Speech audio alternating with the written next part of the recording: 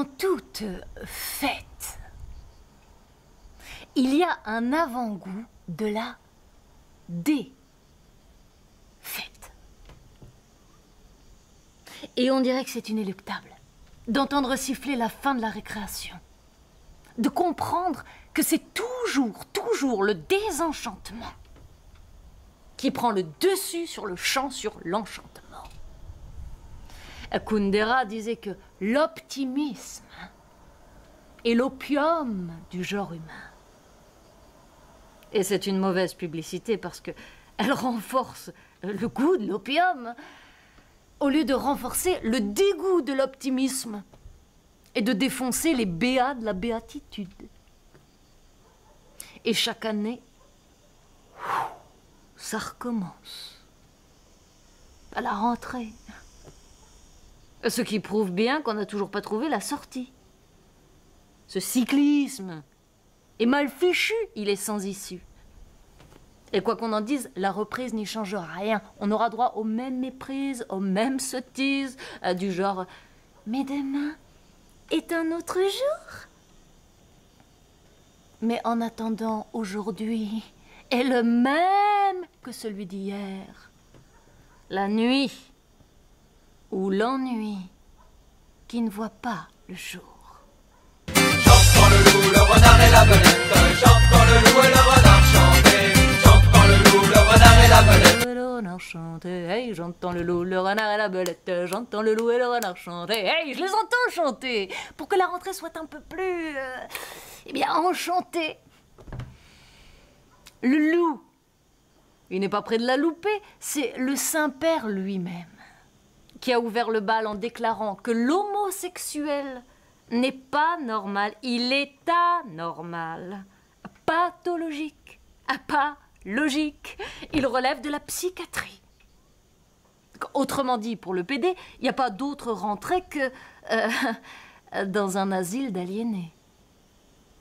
Rentrer veut dire cesser de s'écarter, de sortir du sillon tracé par sa sainteté. Et je l'entends chanter. En rang les PD, vous n'avez toujours pas compris que vous dérangez tous ceux qui ont du mal à prendre leurs pieds. Amen. Nous mettrons aux arrêts désormais les prêtres ou les traîtres qui vous emboîteront le pas. Pour les pédophiles aussi, ce sera le trépas. Amen. Le renard, lui, il n'a pas vu la moutarde lui monter au nez. C'est un jeune noir africain qui joue au ballon rond à Dijon. Il ignore l'hiver. Il n'a que 17 printemps. Il dit valoir plus que Neymar. Et il rajoute Inch'Allah. Le renard, il essaye de rouler Dieu pour qu'il lui avance de quoi devancer le talent le plus confirmé qui soit. C'est ce qu'on appelle avoir du toupet. Et le plus incroyable chez ce jeune croyant, c'est qu'il a compris tout le charme discret de la foi. Que demain n'est pas entre nos mains. Et enfin, la boulette, la belette, qui reprend la tête avec les mêmes sornettes, c'est notre Ouistiti.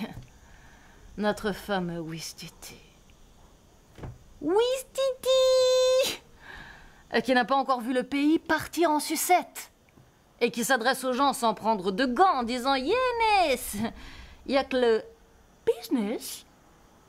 Oui, c'est de l'anglo-arabe, ce qui veut dire en français que le président ne voit pas les gens, mais seulement de l'argent.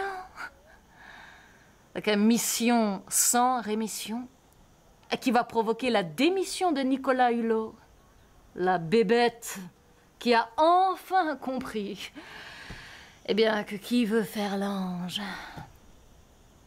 fait la bête.